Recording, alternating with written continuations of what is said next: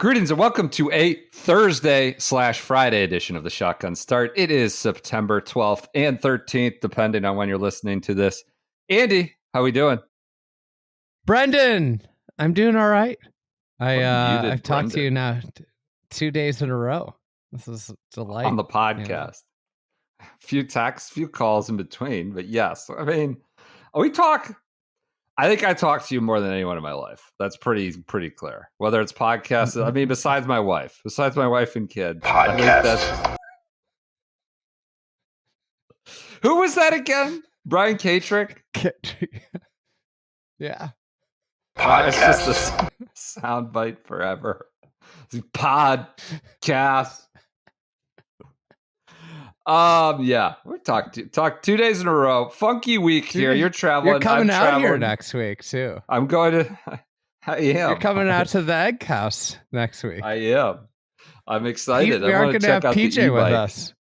I want to check out the e-bike scene. I want to ride an e-bike, see what it's like. I'm excited to get out there, but you should come out a day or two early and check out the mammal scene on Saturday and Sunday morning by me. That's not my term. Someone else submitted a sight to behold. Just hogging the road. There's just 2-lane highways of them. Yeah, it's like an overrun deer population in suburbs. Town is overrun with mammals. Yeah, I'm excited, but yeah, some funky schedule, traveling and stuff. At the end of this week, wanted to get obviously a proper Solheim Cup preview. I'm planning to go over to Virginia there on Friday. We'll have Meg Adkins there. We got a little bit of LIV and Solheim both not starting until Friday. So we needed to record this on late Wednesday, posting on Thursday. We don't yet have pairings, but plenty prepped and ready to talk about the two Friday events. If you want to listen to RCD, Irish Open chatter, a little bit of Procore Napa optimism, I would say, general appreciation. Hey! There's 3 Friday to Sunday events. What are we doing? I was going to say we got to get picks in. All right, let's do that. I was just going to wait until the end. First and foremost. There's 3 Friday to Sunday events. This is a Champions Tour podcast. All right, people are relying on us. We're at the Sanford. The Sanford International. I can't believe you just breezed over like it doesn't even exist. It's ageism. What are you doing? It's ageism. What are you doing to PJ? Ageism. I don't care. How about Padraig Harrington is over at the Irish Open this week, and he had a press conference today, and they were just peppering him. They're asking about future of Irish golf, links golf, Jon Rahm, LIV versus PGA Tour, Graham McDowell, and then someone started asking about Graham McDowell's nasal spray suspension. He goes, "Boy, you guys are all throwing them all at me today." He's like, "I usually don't get this on the Champions Tour. I'm just getting all the questions today." He's just getting peppered on a range of every kind of hot button issue in golf. He's like, "I'm not used to getting this on the Champions Tour." He's skipping valuable Schwab Cup points in South. Is it South or North Dakota? Where is it? It's South Dakota. South Dakota. Sioux Falls, I believe. I think it should just be one Dakota at this point. Like, let's drop the pretense and just combine them. There needs to be a merger of Dakotas. Hey, how many states? Different? How many states do you think you've visited? I think I feel like we've done this before. I don't know. There are 50, I believe, plus Puerto Rico. I like pushing. I don't know, 30. I don't know. I think I'm fairly well traveled. Done a lot. I think less I'm driving. like only like 5 or 6, probably like about 7 short of being at all 50. Yeah, but when you say state, it's not a layover. Like you gotta. No, you gotta get out of the airport. Terra firma. Yeah, that's I concur on that. So yeah, I don't know. I would guess maybe somewhere in the 30 to 35 range, something like that. Still a lot of time out there. Where's South Dakota rank on your desired visit list? I've been to South Dakota. I wouldn't mind going a lot of places. I think we need to stop shitting on other people's hometowns and where they live. I think I could find a great place to go and enjoy myself anywhere in this great country of ours. I don't know where it ranks. What a political answer. What a political answer. That's why you're getting ready to cover the Champions Tour more often with that type of take. Kevin Sutherland it's doesn't like get the ranking respect golf he courses. deserves. Come on, ranking golf courses. I don't, Kevin Sutherland. It's up there. It sounds like it's an interesting place to visit and Playfair's in the field. Kevin Sutherland not in the field this week. This is a great Solheim Cup podcast. It's a Friday to Sunday golf tournament podcast. It's not. That's true. Not our fault that if you would have just included the Champions Tour in the 3 Friday to Sunday events, we wouldn't be here right now. We would have just rolled right into Solheim, but you had to forget it. Then what you are said, our "Let's get it out." Picks? Are there power rankings for the Sanford International from our guy Ronnie Bolton? There's been a lot. There's an event in Chicago this week. Oh my little God, invitational. There's a little invitational in Chicago this week that it's a big high society event in Chicago, and they bring it's a pro. It's called the Buzz. Okay. Alker came out of the gates hot in it. Yeah. So I think this is an Alker week. I think he's just gonna roll in there. And I don't know. I haven't seen the final results from the Buzz yet, but I saw Alker and his partner put up his opening round 62. So I'm gonna get Alker in my pick here. I think this is the spot for him. I went out on a limb. I hit with the Durant sleeper pick last week. I would call him a sleeper. Really did. You really did. So I'm going to go more chalk this week because I've earned the right to go chalk with the Durant pick last week. I earned a lot of people some big top $10. I know there's thousands of people betting off of these picks. Say like 5 years ago, maybe certainly 10, if you went up to Steven Alker, told him one day you will be a chalky selection. What do you think he would have told you? You'll be like picking Duke to go to the Final Four. North Carolina to go. That's the rebirth of the Champions Tour, second lease on life tour that Steven Alker is capturing. Can I give you guys a couple options? Can I give you a couple sleeper options that I would be looking at? I mean, is this compromising the integrity of the competition? Is my question. If you're just handing out options, I do want to hear them right. now. Well, we're really doing it here. We're going deep. Eric Axley. Monday qualified into something recently. The Senior Open or something. Okay. Glenn all day. What about I would like some actual reasoning. Incredible Jim Thorpe story that I cannot share on the airway. I feel like there's probably a lot of those out there with Jim Thorpe. It involved a place that you might go to, the opposite sex, something like that. Yeah. Okay. All right. That makes sense. And he refers to himself as Thorpe. Okay. Just incredible Jim Thorpe story.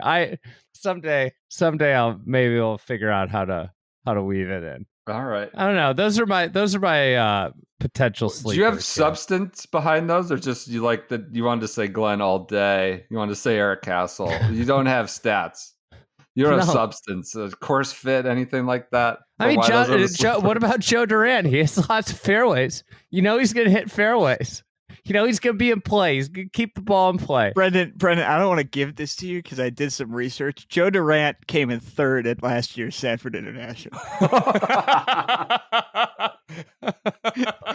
So if you want him, you can have him. Oh my God. What? Joe Durant never thought he'd be. I mean, God.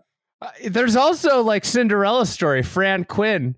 I think didn't Fran Quinn get mad at Danny Raps at one point. I think Danny Raps asked him a question after he qualified for a U.S. Open. I could be wrong. I think he got I've heard he's mad. grumpy. He might be kind of a masshole. I think he's from Massachusetts. You could go Cinderella story, Fran Quinn, or why is he a Cinderella story? Why is anybody a Cinderella story? They are PGA Tour players. The Brits, the assassins in the field. Okay. Major champ. I'm going chalky because when you can play for history, you go for it. Not every week you play for history on the Champions Tour. This week, did you know no one in golf history has won the same event 3 times on the PGA Tour and also the PGA Tour Champions, aka Senior Tour? And Steve Stricker is going for 3 in a row. This is his region of the world, too. Won 3 John Deeres. He's won 2 Sanfords, going for 3 in a row. This is his time. That's a great pick. I'm going Steve Stricker. Patty's out of the picture. He's playing over at Royal County now, getting blown away. And he's going to pounce in South Dakota. Who's yours, PJ? This taking Durant? I want to, but I think there's a better pick out there for me. I think Peter Jacobson's finally going to cash his check. Is he playing? Is he playing in the pre-show? What's his band called? Peter Jacob, the Trout? Jake Trout or something. Yeah. Peter Jacobson is finally getting his Dick Green win here. I didn't know where that was going. He said it a month ago that he guarantees a victory. He guarantees a victory. Richard Green, T8 last week. We're playing well. That's my pick. God, Peter Jacobson Champions Tour commentary has just been an absolute cornucopia of content for this podcast. He made a guarantee. He said it was a lock. Did it have to be this year? Yeah, by the end of this season. So it's got to happen at some point. I told you guys about the Jacobson fried egg newsletter story, right? Yeah. Did I tell it on air? I think you I think you may have, but tell it again. PJ, you know this one, right? Okay. Peter Jacobson was a long-time egg reader. I remember like early Friday day, newsletter. Yeah. Like I was like so pumped. You know, like early on I was checking the newsletter all the time, seeing who's subscribing. Peter Jacobson comes in. I was pumped. It was like a big deal to me. He's a man of letters. He wants to be, enlightened by real content. So Jacobson's a subscriber, regular opener forever, and then it was the match in Las Vegas that he was a part of, one of the Phil Tiger matches, and Will Knight in the newsletter recap wrote like Peter Jacobson wouldn't stop talking. Unsubscribed that day, just out. Second any criticism of him, ejected out of the newsletter. That's fair. I mean, you're allowed. It's a free country. You don't like what you're seeing about yourself, just unsubscribe. So one time fried egg newsletter reader, devoted fried egg newsletter reader, Peter Jacobson. Now Joe Namath guarantees on the Champions Tour about Dick Green, I should say, not Ken Green. All right. That's Champions Tour minutes. Solheim Cup is at continue with our schedule from the week from Wednesday episode is at the Robert Trent Jones Golf Club in Gainesville, Virginia. That is Friday, Saturday, Sunday. Early finish Sunday, 3 p.m. So you're not getting totally jammed up. I think they want to get done before football. Go ahead. I wanted to come back to the Champs Tour for a second. Are we sending PJ to the Schwab Cup Finals? I mean, where is it? It's in Arizona. Let's take this offline. I want to know the cost associated with it. From what I gather, it sounds like the Champs Tour wants to bring him out. Well, then we're compromised, quite honestly. We don't do junkets. Are we worried about PJ's integrity if we send him out there on an all-expenses paid trip? If we're worried about the cost, I mean, the way we're hitting them, just top 10 parlay our 3 picks here, and we can pay for it ourselves. What'd you use your gambling winnings on? Oh, a trip to the Schwab Cup. That's what I Let's see when the dates are. It's Schwab November. Cup It's usually Finals. it goes into November. Let's see. The 7th to the 10th. Okay. November. Election week. Oh God, that's a great time to talk to a bunch of senior citizens And go right to after the election. Arizona swing state. That'll be just a great chill place to be. Boots on the ground reporting there. Oh, That's geez. I think that's more punishment than paradise for PJ. So we'll talk about it. Let's figure it out. That would be great content if we can get him out there. This whole little bit that we're doing with Champions Tour. Solheim Cup is going to Robert Trent Jones Golf Club in Gainesville, starting with foursomes, all shot on Friday morning.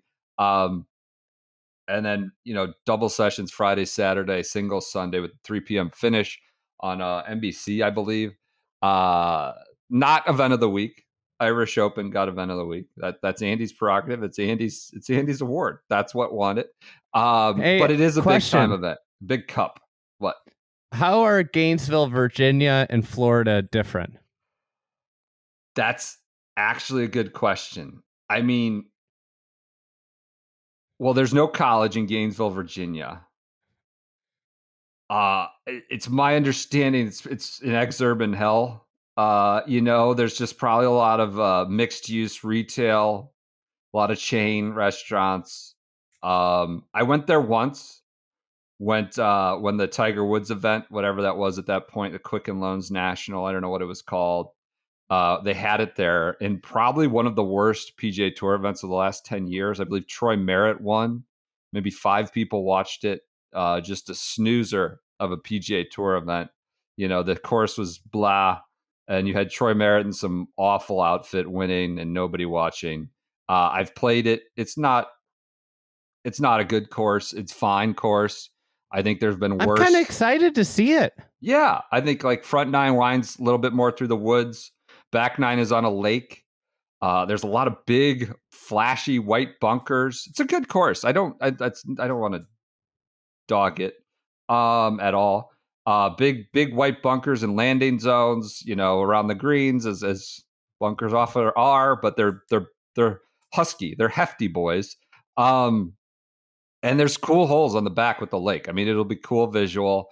The crowds, I think, will be substantial. I haven't seen a ton of it about it in the DC area. I have friends going.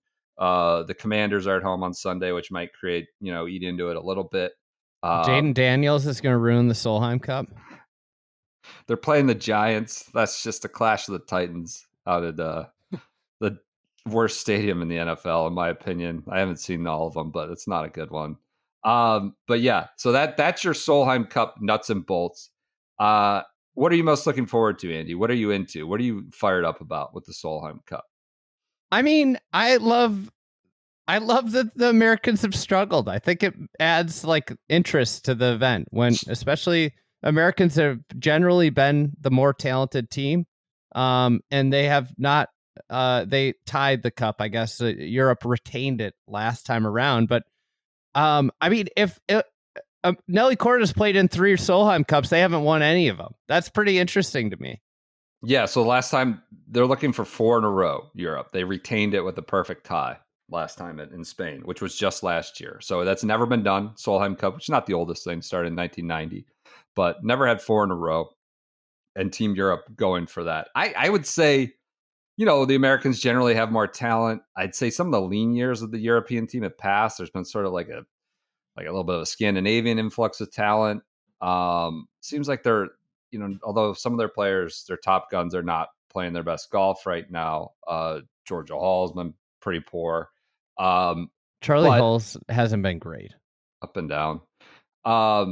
Celine Boutier, not as good as she was certainly last year, but there was that drama last year about her apparently not wanting to play with everybody on her team. But it's a match play event. It tends to get a little like all team match play. There's some drama about it, and it has been super close. Certainly last year. So I'm fired up to get over there. We'll have Meg Atkins on the ground from Thursday through Sunday. Read her in the Fried Egg newsletter. I think she's already posted her preview. If you're listening to this by now, she's gonna be on Fried Egg Pod. Is that right, Andy? Mm-hmm. We'll have probably also some post post cup stuff too, in both obviously written and audio format. So follow us, Meg, specifically. What are you most excited about? Several things, Andy. Several things. I love the 1 year turnaround. How many is several? A few is 2 to 3. Several means how many? A couple is 2. A few is 3. I have to What's talk. several? This sounds like talk I had with my kids recently. I don't know. I feel like several's got to be like 6 or 5 more. to 7. Yeah, in that way. I'm not at several then. I'll keep it for time's sake. I'll get to few. You're dialing it back. I love the quick turnaround. I love the 1 year turnaround, right? It feels like, a college basketball or college football championship where like you still have many and almost all of the same players right back at it. That seems to be a little bit of certainly that's the narrative around it. That's how everything's being framed, this quote, unfinished business. Obviously, with how close it was, the blown early lead from the U.S. side, which went 4-0. I think they went Bagel City to start it.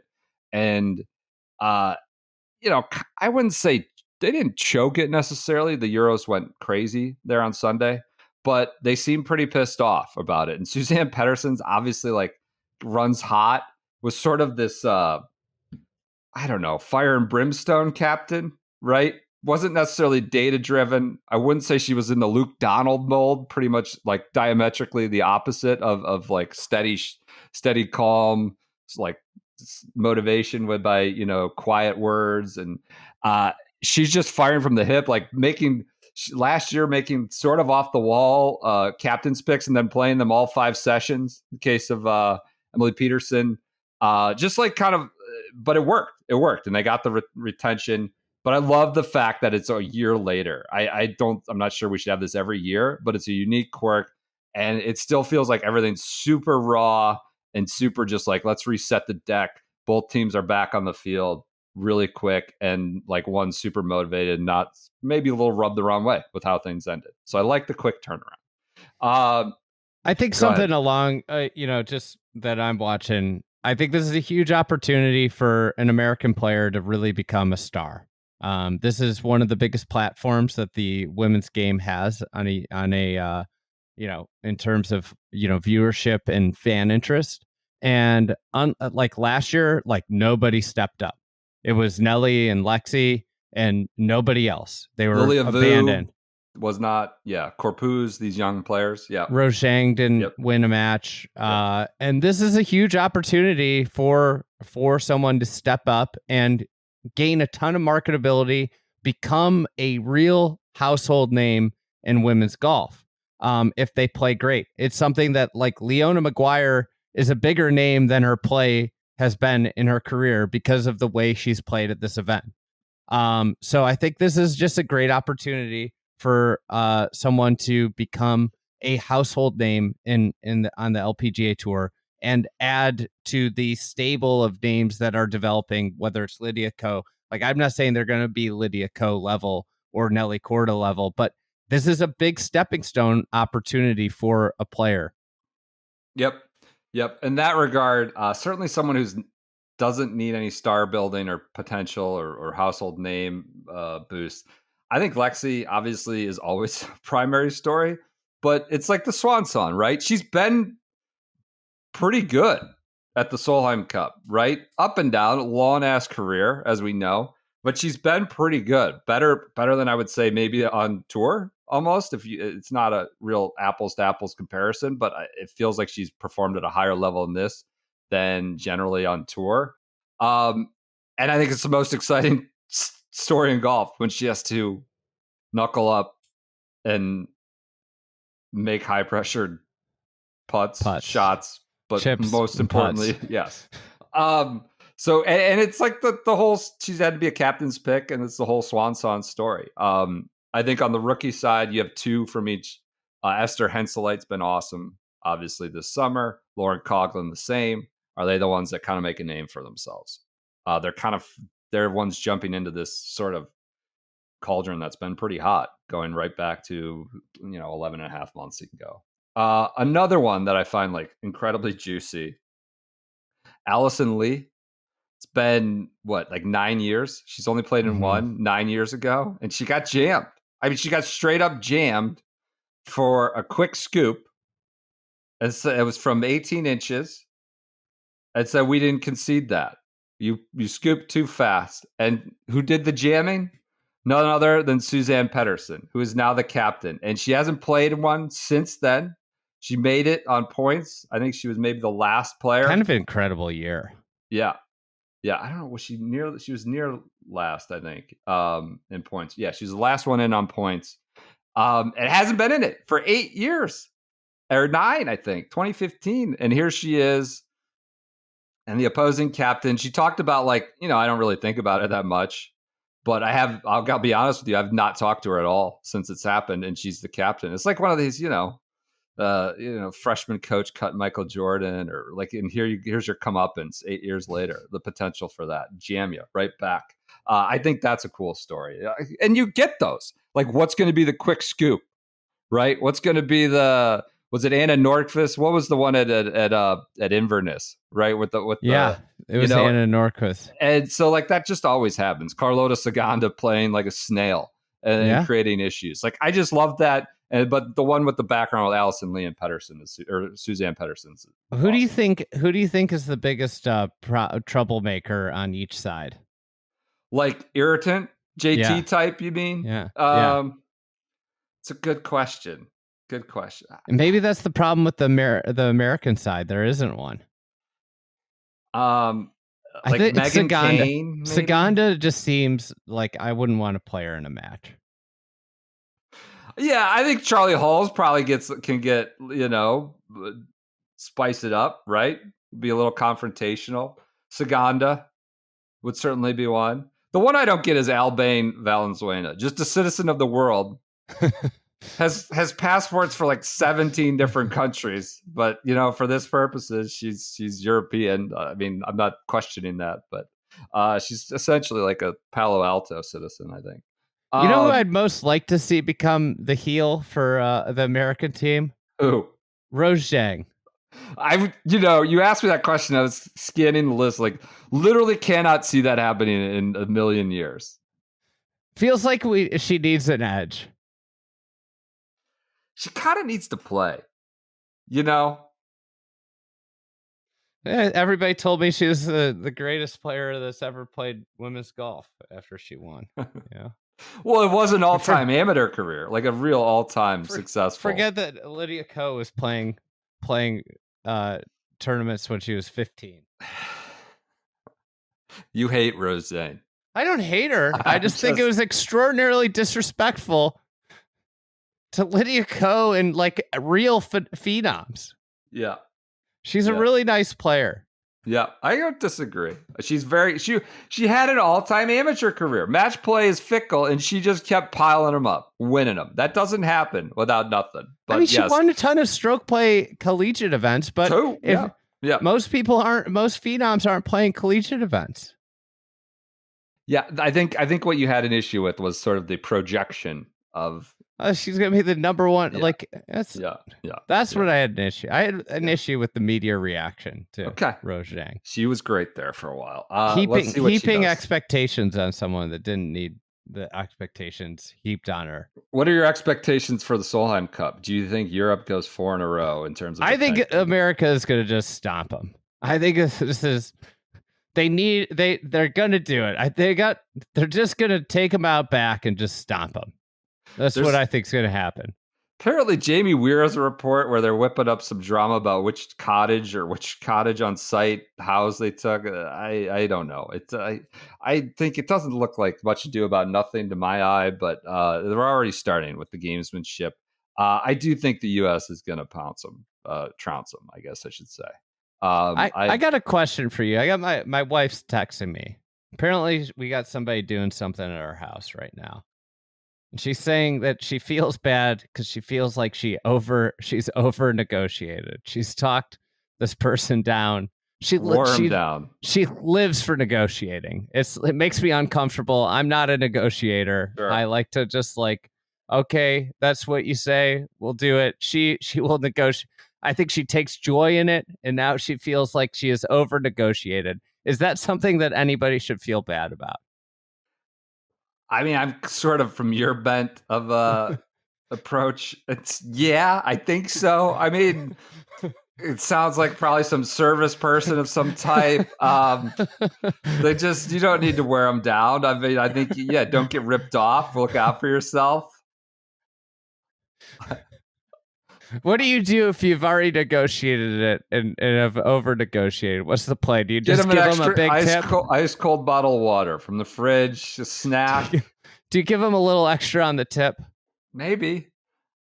I'm so lost on how often you're supposed to tip and who you're supposed to tip. I'm so lost on when you're supposed to tip. I'm getting asked to tip everybody now. Well, I just don't.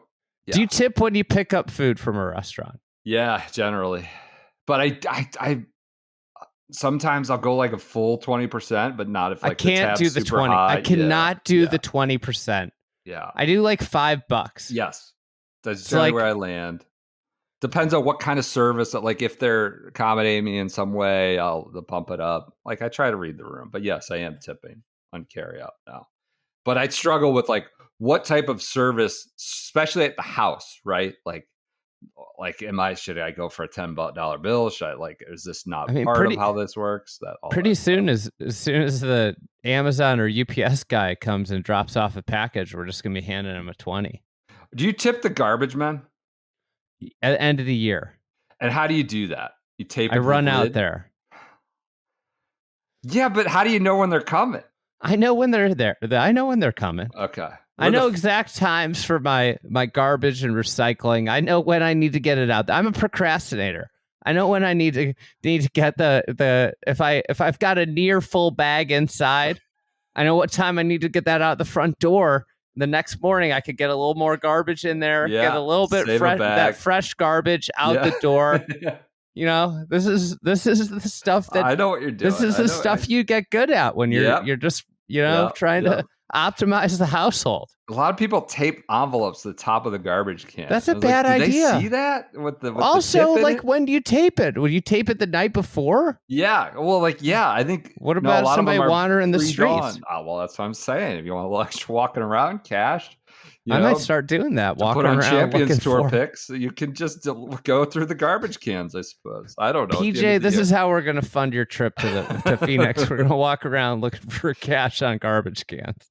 Well, one way you can save money is by using the promo code SGS30 at beachratty.com.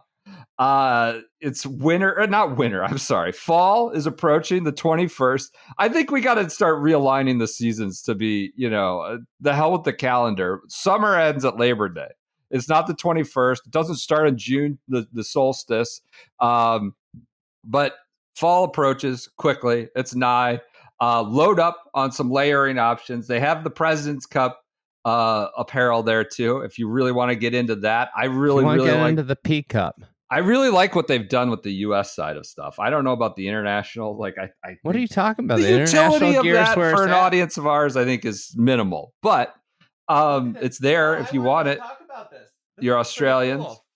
What? This is vest. Yeah. This down vest that I'm holding up for watching. That thing's YouTube. sick. Holy shit. Well, so they stagger the down pattern for golf. So it's not uniform across, so you don't get like the puffiness. Poof. Yeah, you're not like Costanza. You don't get jammed by the poofs. Okay. Talk about innovation. They've staggered the down little compartments. I would say the stitching. Yeah. So that it doesn't bunch up, but you get the warmth of down. I love that. They're thinking about this. Is the thing. We know Billy personally. The guy is just walking around New York thinking about these kinds of things. It's not some. Do you think he's on the High Line? Like with Rory thinking about it? Well, this is my thing. A lot of these big clothing companies, it's an imprint. It's a name they put on the tag. And that name doesn't even know what's out there. Doesn't even think about it. And this is why we love working with Dratty. We know Billy. We know this is his life's work. And he's thinking about this from a golf perspective, from every perspective, dad perspective, hanging out, going to work. He told us he wears the Jack Polo to work. So anyways, it's been a great partnership. They now have the President's Cup, the Peak Cup stuff. I have friends who just love rocking the red, white, and blue. Like very into being patriotic. Because you live in DC. It's a patriotic place. Yeah. I think this is about the best I've seen. And I don't say that just because they're a partner and I've paid to do that or anything like that. Like I've literally been to a bunch of Ryder Cups. This is some of the best sort of USA themed golf stuff that I've seen. You can get that at beadready.com or anything, just regular old colors and schemes using the promo code SGS30. All right. Anything else on Solheim Cup? We're both taking the US in a route, it sounds like. So we'll check in. I'll be out there Sunday and can be, heckled for this terrible, terrible pick. LIV Bolingbrook, Chicago. It's down to Neiman or It's Rahm. not Chicago. It's LIV Bolingbrook. Let's be clear. Bolingbrook. I don't know if Bolingbrook's a suburb. I tell you what. You've been to Bolingbrook. When we picked up the RV up in Bolingbrook. It was dystopian. I thought. I was only there for a few minutes, but it didn't necessarily enjoy it. Listen, I lived right next to Bolingbrook for a couple years. I was in the Thrill, the Nap Town, as I like to call it. Not my favorite place to live in my life, I'll tell you that much.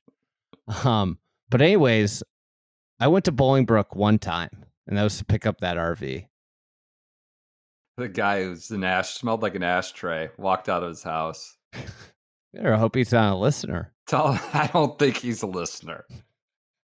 I don't think he's listening. Teaching us how to, drive the RV in Bolingbrook. But LIV is there now. Lamagna getting in the weeds on the course, doing the flyovers. I mean, he's like, they're going to all shoot 54. They're all going to shoot 55. There's just zero challenge of any kind of skill. But we talked about this. We let off Wednesday with some absurd Phil quotes about, Artie Hills and how he just can't wait to see it. Proud to be a publicly accessible course.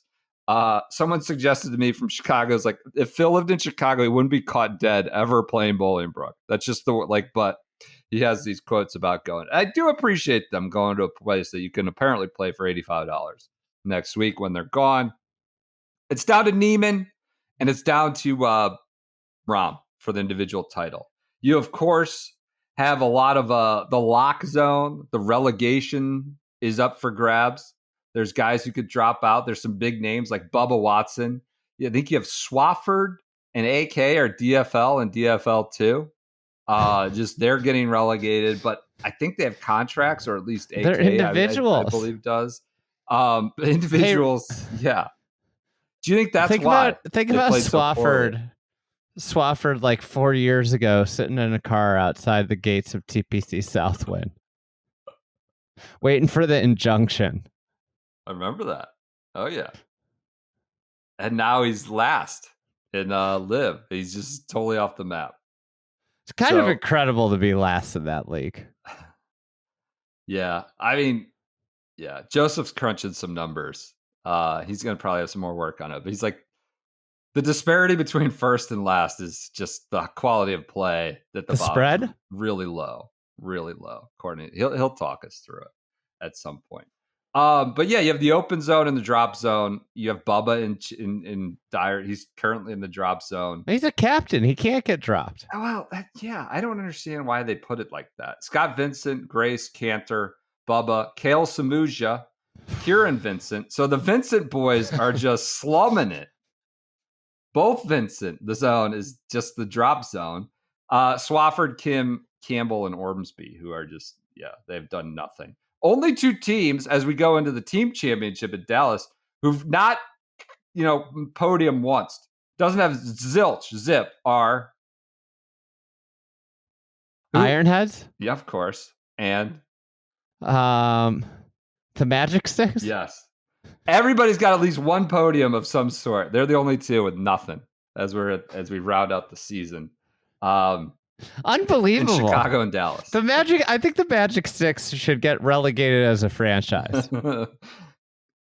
Yeah. Yes. They've been bad. What'd you make of them announcing all these GMs, these new titles? These people have had big, important titles. 5 new GMs for the cliques. Honestly, nothing. Okay. Just a lot What of about people. you? I don't know. It's interesting. They're making hires and proceeding as a league. Apparently, yeah, they might be making some wholesale changes over there. Okay. But yeah, word on the street.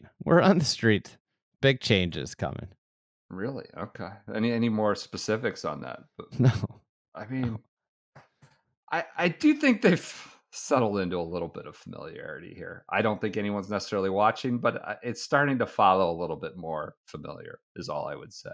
All right, that's your LIV Bolingbrook. Did you see Jon Rahm speaking there in Chicago?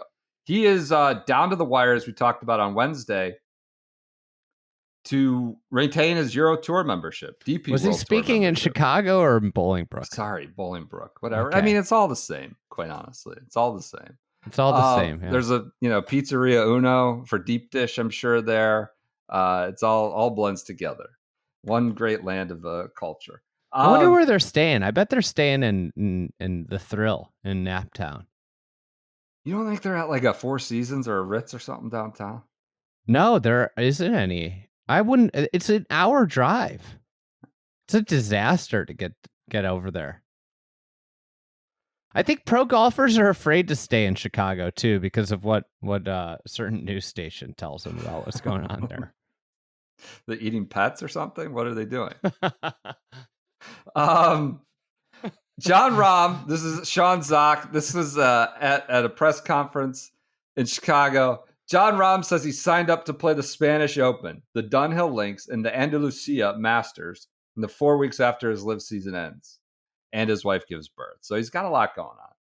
He doesn't plan on paying fines and honestly said whether the DP World Tour allows me to play or not is a different thing.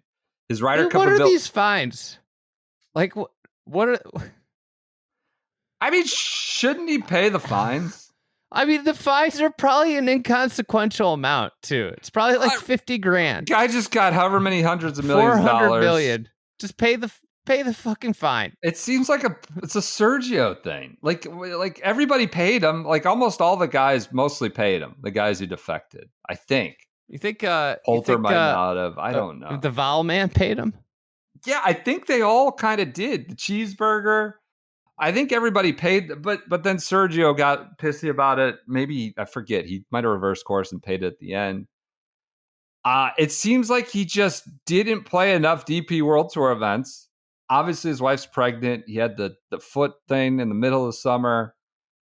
But now he's kind of in dicey territory. He's got to get these starts. He's got to qualify into the Dubai events, I think, to retain his membership. So these are 3. I think he needs 4.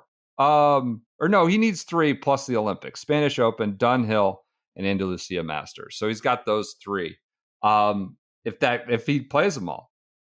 And so I think that would be enough. But if he doesn't pay his fines, that seems like just cutting off your nose to spite your face. And just do it. I think everybody's trying to work with each other on this. And that seems to be an unnecessarily frosty maneuver. I had a lot of friends asking me if I was coming back to Chicago to cover LIV Bolingbrook. Did you? Tons. so many casual golf fan friends that were like, "Are you coming to cover LIV Bolingbrook?" No, I just don't think that's the case. What, that they were asking? Yeah, that they were asking. No, they legitimately were. Oh, okay. Are they going? More than 5 people ask me. Are they going? Yeah, a couple are. Oh, I want to get some intel from that. All right, I'll get some intel. Oh, I can't wait. So, I mean, I think the course is going to be amusing. The scores could be interesting. I can't wait to hear what Arlo says about it. It's absolutely stupendous out here. Has there ever been a greater spread? Ever been a greater spread in golf course quality from Royal County down? It's up there to Bolingbrook in terms of like same week. Yeah, same week, big tour. I mean, not same week, but certainly when we go from the Open Championship to Sod Farm some of these years, it's up there. But yeah, Bolingbrook and the Sod Farm aren't even in the same stratosphere. I think you're right. It's kind of incredible that you have Bryson, Brooks, Rahm, these elite players, just kind of swiping away in this field outside of Chicago. It's incredible. Can I give you a little scuttlebutt? Press Cup picks, scuttlebutt. Great unsubstantiated rumor Friday bit. It's just a theory, less rumor. Our friends, who you all call very polite to the north, Canada, enlightened me on an issue that there's a simmering sort of drama between the East and West up there in Canada. And there's a Canadian thought and theory that Mike Weir's picks involved a bunch of Eastern favoritism, as Adam Hadwin and Nick Taylor are both from British Columbia out west, and Weir made all his picks from Ontario. Interesting. And they said ESPN there is TSN, the sports network, but it's also referred to pejoratively as the Toronto Sports Network out west. There's no way in hell, according to one source, that if Connors had won the Canadian Open, like Taylor did last year, and won earlier this year, like Taylor did this year, that he would have been left off the team. But because he's an Eastern boy, and Weir's apparently an Eastern boy, he was taken.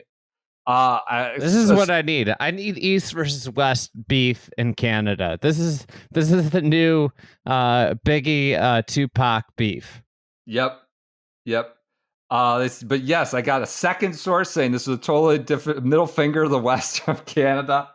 So I love this. I love that's a little Friday scuttlebutt, unsubstantiated. Oh, I don't know, working theory about why Hadwin and Taylor were left off. I was unaware of such a divide.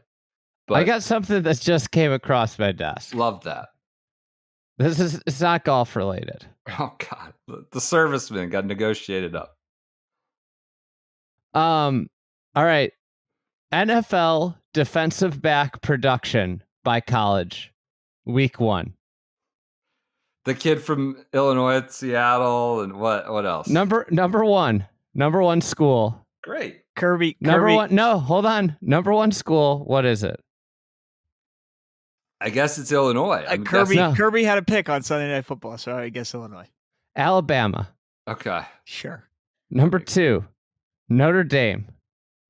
Number 3, your Boston College. Oh, John Johnson. His pick. John Johnson. He had a big third. pick. That's a good call. Had a good one.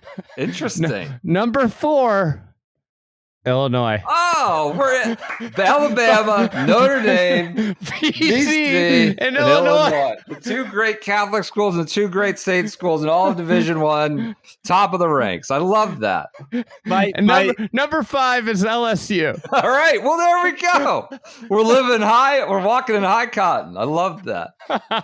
You thought it was just in Illinois. I thought it was all Illinois. Yeah. I thought it was all Illinois. I saw BC and Illinois. My Syracuse guy was the guy who face planted trying to chase down Tyreek Hill on the 80-yarder. So that's how we went.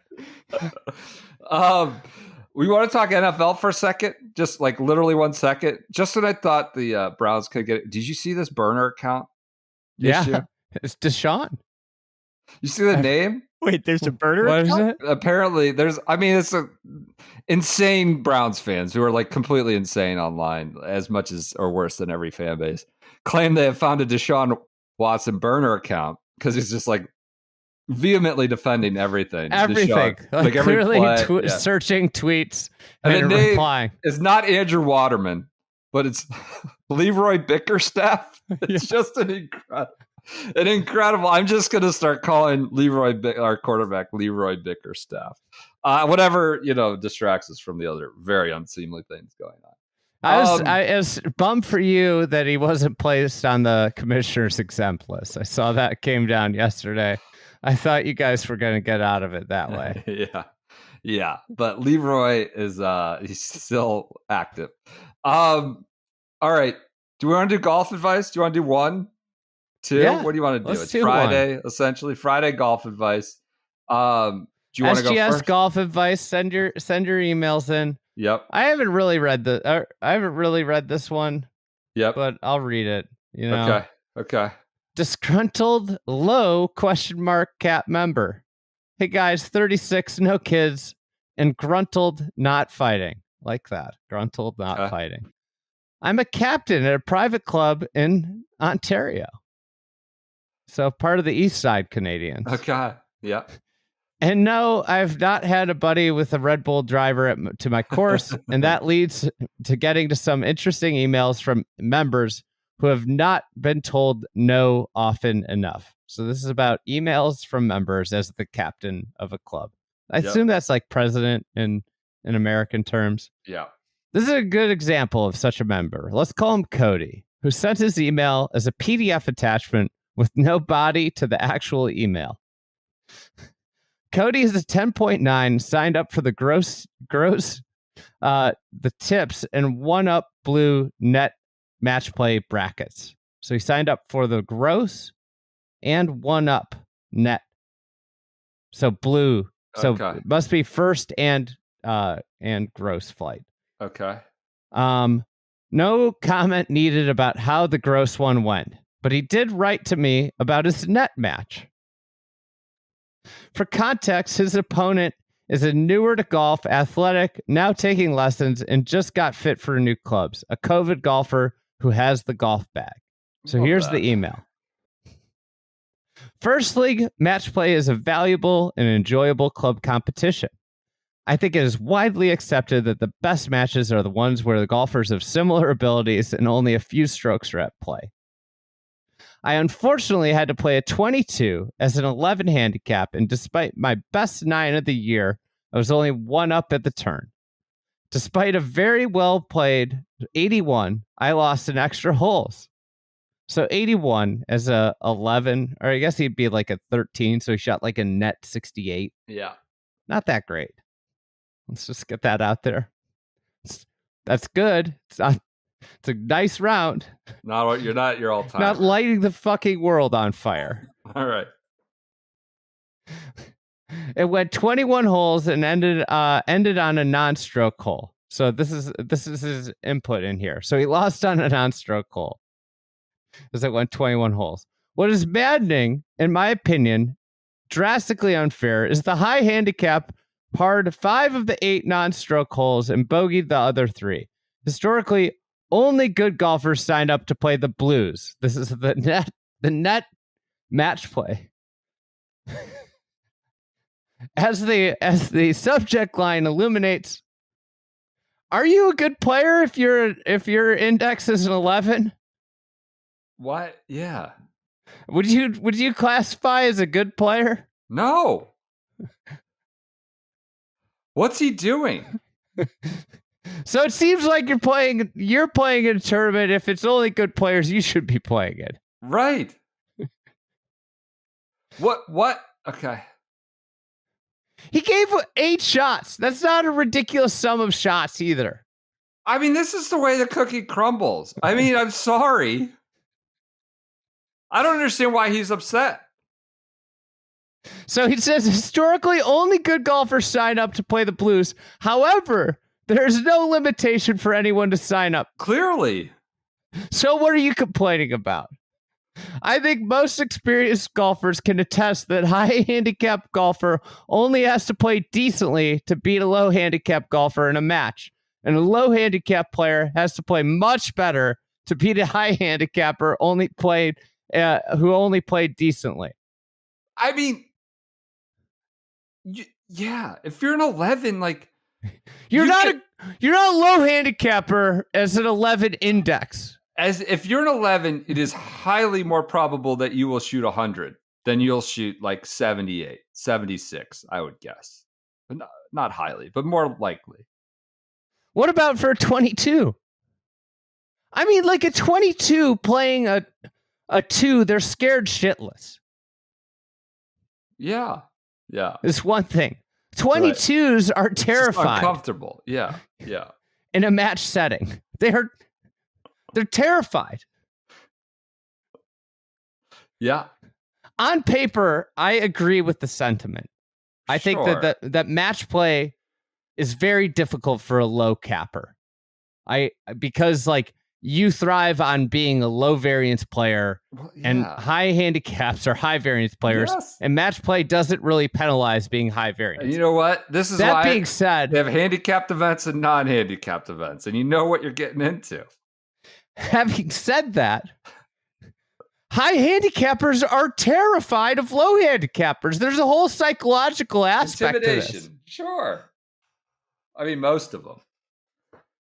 Some of them might be sandbaggers who are just relishing the opportunity. Just say they waked up. Let's keep going. The competition should respect that players make a commitment to play several matches and significant time expended to be successful at these matches. And the competition should be fair and equitable and not come down to chance, but consistently good golf being played. No. What is this? Terrible. He wrote this email. He's clearly probably sending emails to he's probably over negotiating with everybody. He's probably sending emails to all his kids' teachers, arguing from the sideline. Like, the fact that this email is drafted up says a lot. Here's an interlude from our captain. I've never experienced such low cap privilege from an 11. Yeah. Cody signed off with this gem about our club championship despite being a 10-year member, knowing we are one of the more difficult courses in the area, and nothing was actually done differently this year, just windier than normal. Here's a sign off. Secondly, I was disappointed at the golf course for the recent club championships. With the increased speed of the greens, the high wind gusts, and very difficult pin positions, I understand much higher scores were recorded and difficulty was experienced by most. We don't practice or regularly play in such conditions, so it's very difficult to play our best under stress to the course setup we're not used to. What? Personally, I don't appreciate the added stress of these conditions, and my enjoyment of the event is certainly diminished because of the unnecessarily difficult playing conditions. He's an 11. He's like talking like he's Tyrrell Hatton at Bay Hill. He's entitled to anything.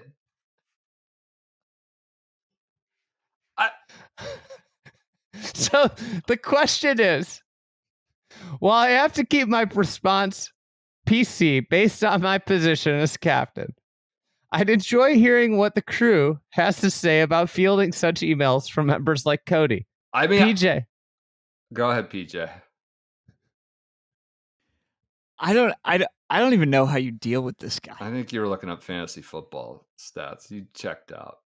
No, I listened to the whole thing. I was looking at fantasy football stats. But I knew it. I listened to the whole thing. What were you looking at? What were you trying to? I'm trying to figure out if I'm starting DeAndre Swift this week.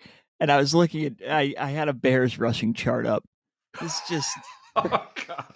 This is bad. This is bad. Week 2 already. I'm regretting everything. I don't know. I mean, I had a very similar situation. One of my buddies is like a 1, and he gave another one of our friends 30 shots last week. Oh my God. And he said it was like the worst 18 holes of his life. He shot a 72 and he only beat the guy by one shot. And he was like, I mean, but this is part of the deal. This is part of the deal. Yeah. Like, you're not supposed to just walk over matches. I understand the plight of the low handicap. I understand it. But it's also like, deal with it. That is true. The handicap is That's why it's there for a reason. Yeah. Yeah. Sounds like the handicap was pretty accurate. The guy shot 72 and he won by a shot over the 30. I mean, the system worked. It's frustrating, I know, but that's literally what it's there for. If you're a low capper, it's frustrating. I think if I was the captain, this is how I would run. If I had any position of office in any club, this is generally how I would run it. I would not acknowledge any email like this. I would. Can I add? And then I would treat Cody the same exact way I usually did, and just set the tone that is completely unacceptable by never acknowledging this email. That it was completely unacceptable for him to send such an email. I would not only do that, I would then set up his address to immediately go to my spam folder. So I never saw any communication from him again because his email's so out of line. I know you're the president. You got to be diplomatic and PC, like you said, and do all that. But I like your approach of just continue to be married to happy to the guy, but never acknowledge this communication. You just act like it never happened. And by doing that, and if he asks, did you get my email? You say, yes, I did. I'm choosing not to acknowledge it. All right. I like it. I think that does it. No more golf advice. We got a bunch piling up. We got a good one from our friend Jamie Weir about a Ryder Cup kerfuffle we'll get to over there. Some other good social media ones. I want to leave you with some Royal County Down event of the week quotes. Shane Lowry. I think it could be one of the highest winning scores ever in the European Tour event this week. Now, I think it was pretty windy today. Their practice round. It's not supposed to be as bad. Pretty good stuff.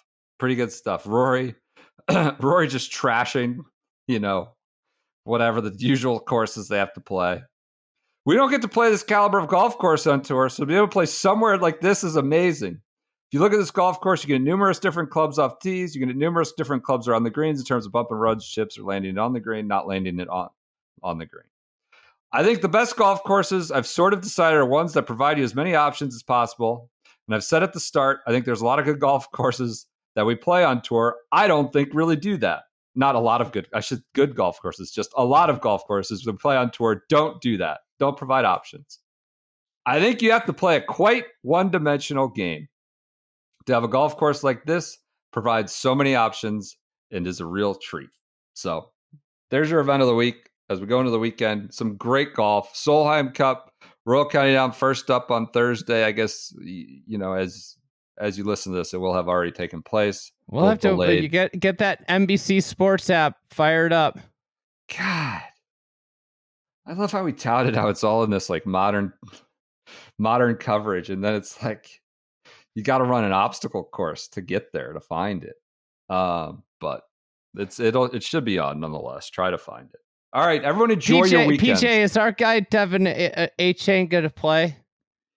Doesn't look like it. Look like it's going to be a Jeff Wilson week. Man, who do the what Bears am I play? supposed to do? Andy? Bears got the Texans Bears on play Sunday Houston night. on Sunday night. Yeah. Ooh. I think we might have to just delay the pod till you get here on Monday. Okay. Yeah. Well. Yeah. Okay. Or try to record before it. Procore might not be over. I don't know, but my flight to San Francisco, I got to leave at like 5 a.m. So we'll probably record early or record late, but not. Do you want normal. me to get you a couple different varieties of granola for your visit? I would love that. I want to sample. I want to go out and shake hands, meet the people. I want to talk about granola procurement. All right, everyone enjoy your weekends. We will be back with you on Monday. Enjoy your Irish Open, Solheim Cup, whatever you got teed up. We'll talk to you then.